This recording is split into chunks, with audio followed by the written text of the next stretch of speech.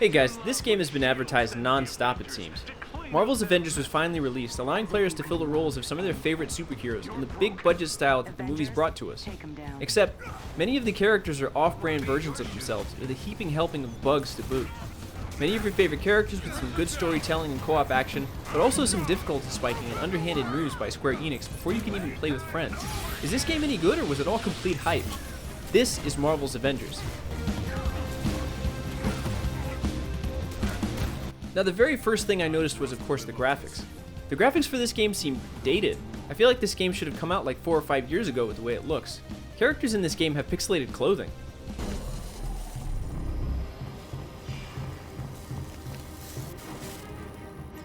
I still remember that epic road trip to Vegas Bruce and I took a few years back. Really should have left the big guy. And don't even get me started on the beards. And all I do know, it's a lot better if you just embrace that. There are also some issues where the floors and scenery will fail to render. It happens during scenes and gameplay.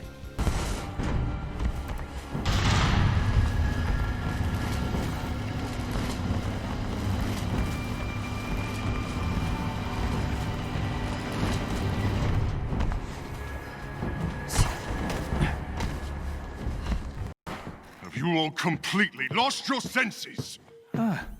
Prodigal son returns. You almost obliterated all of Manhattan! Well, holier than thou, where were you while the world went to hell? Coming to terms with my failings, not making new ones. All right. Everyone just take a breath. As far as actual game interaction, there are some issues talking to people. Once the Chimera is up and running and a few of the heroes are on board, you can actually talk with a few of them briefly. If you can talk to them, that is. Sometimes the prompt to interact with another character and objects are bugged out.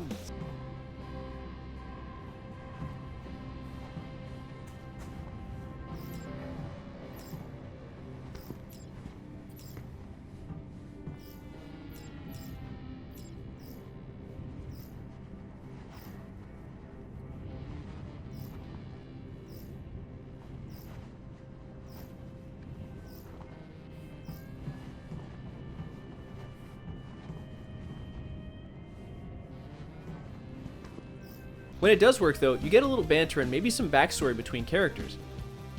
You can actually find additional lore that will fill in a lot of the gaps of the story.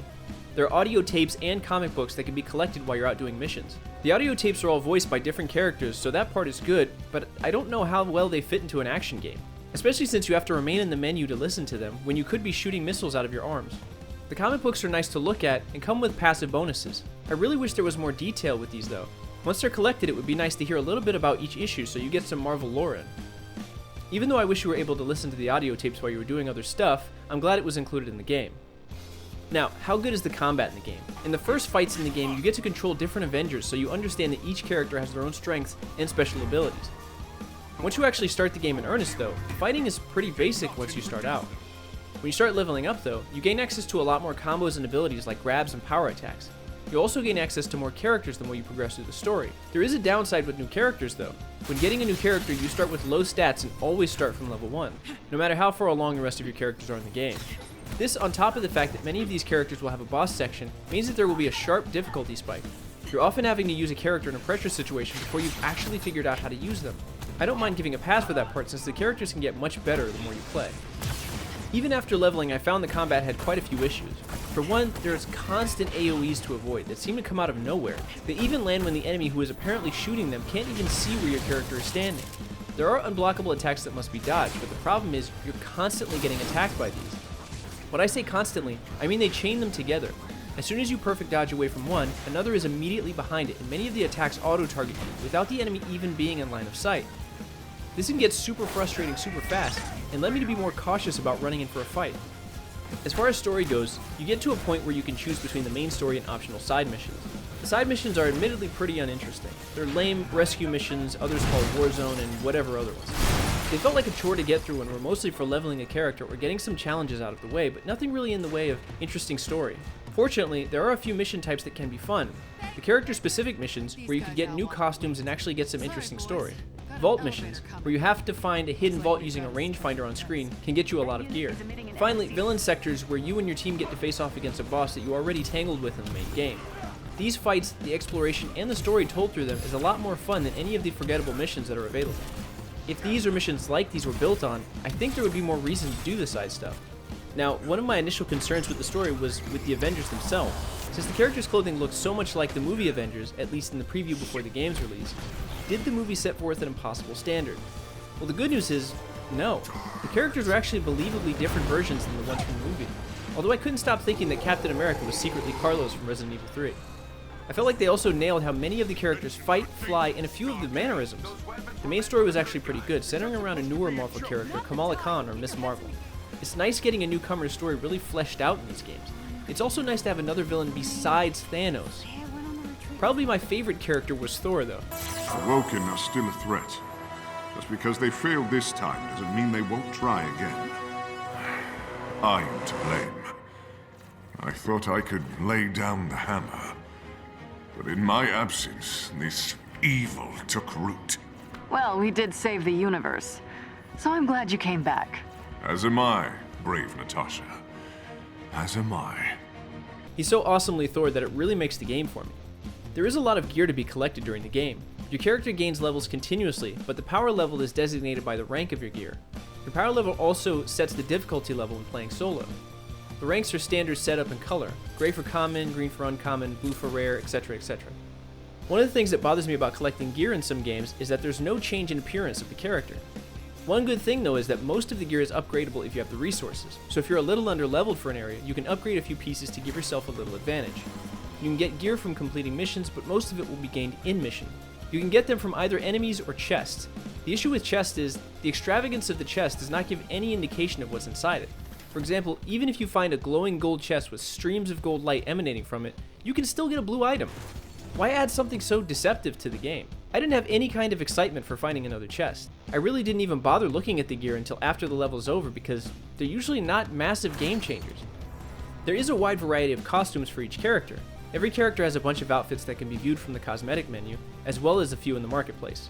You're able to get so many just by playing the game, and there is an in-game vendor that you can use money acquired in-game to get.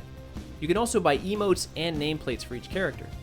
Some missions offer locked patterns that can be decoded to get random items like these. Many of the free items are acquired by completing hero challenges. 2 daily challenges and 2 weekly challenges offer different amounts of hero points for unlocking new hero challenge levels. Challenges for getting items and free gear are specific to characters and, with the exception of special missions for one uniform, can only be viewed while you are that character. That means if there is a mission that a certain character will benefit from doing, you may not know it unless that's the one you're using. As annoying as that can be, the awards for each hero level aren't hidden, and I really like this feature. It means that you can work on a character for a specific prize you may want, like an outfit or emote. When playing alone or if you're short a teammate, your team fills out with AI teammates. Even though AI teammates are useless in other games, they can really be helpful in a fight here. They'll even go so far as to chase enemies, which is hilarious. AI teammates will sometimes get caught on objects, and you end up having to go back to whatever area you just left to collect them. They will also get in the way a lot of the time when I'm trying to keep a combo going or when trying to move in any direction. For the most part though, the AI works really well. They'll use abilities, do range attacks, and actually be pretty helpful in a fight. If you're wanting to play with other people, however, you can't just do that because that would be too easy. No, you have to sign up with Square Enix members account to even be able to play the multiplayer. You have to subscribe to an account and then link it with your console of choice so more people can legally invade your privacy. I hate this trend so much and is a way for Square Enix to sell you more crap. As far as the actual multiplayer goes, it can be fun when you're not waiting forever for people to join. Matchmaking for multiplayer is mission specific. What that means is that the only people who will join your group are people who are also matchmaking for that specific mission. If no one else is doing that mission, you're probably going to have to wait for a long time for someone to join. This was a huge mistake in my opinion. Why not have an option to join anyone who is looking for help on any mission? There are so many other games that already do this. If someone is interested in just playing the multiplayer side, why not give the option to join for anything? Once you're actually in a game with other people, this is where the game shines. Combining different abilities and builds with other people is a lot of fun. The missions also go a whole lot faster when everyone's working together. Once the mission is over, I believe anyone can choose the next mission and you're able to stay with that group. Anyone can drop out if they want to without the party exploding, and you're able to matchmake again before the next mission starts. Now, the biggest thing that stood out aside from the bad graphics were the constant bugs. The bugs will pop up every now and then, like the slow-mo bug.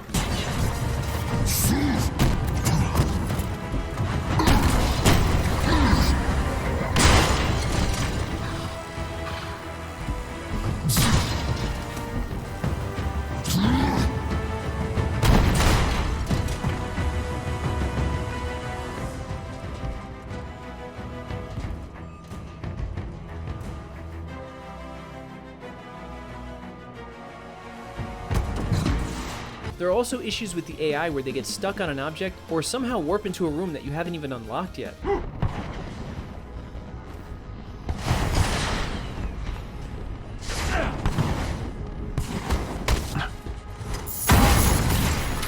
Secret weapon!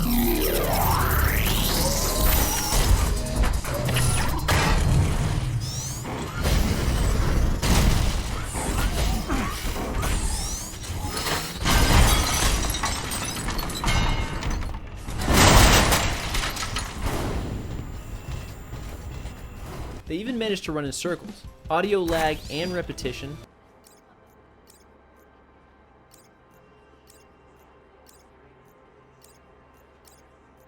Seriously? You're the best. Seriously?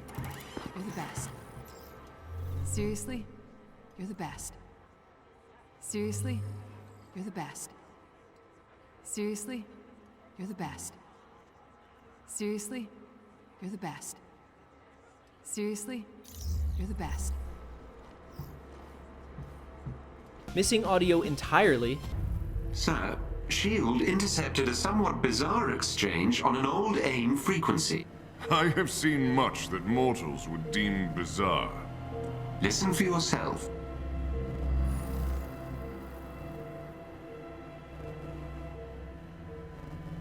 That's my voice! And constant crashes. This game has crashed multiple times in a day for me. In a 2 or 3 day period, I had at least 5 crashes. The game even sounds like it's going to crash as soon as you start it.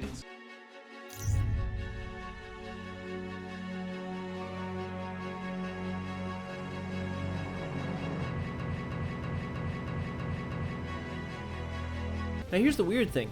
Even with all the bugs and shoddy graphics, this is still somehow a good game. It can be fun to play when it works, and even better with multiplayer. Again, if it works. There's a good story buried in here. It really shows how talented the writers and artists are. There may be a second game in the works, and I would like to see it happen. There is a lot that needs to be addressed and fixed before that happens though. A major update to graphics, several of the bugs need to be dealt with so characters aren't disappearing or going mute, so they aren't going in slow motion for long parts of the mission, even if it does look amazing. A multiplayer system that does not require signing your privacy rights away, and massive matchmaking wait times. A fixed loot system so you're not getting green or blue items from beaming gold chests. No more constant game crashes, and so on. There is a lot of work to be done here, but the foundation has been laid for a good co-op Marvel game where you could play as several of the Avenger characters, and it doesn't have to be top-down like Marvel Alliance. Marvel's Avengers isn't a great game, but it's a good one that could definitely get better if these issues were addressed. A good story, some fun gameplay, a bunch of outfits, and a ton of ways to get them is a great foundation.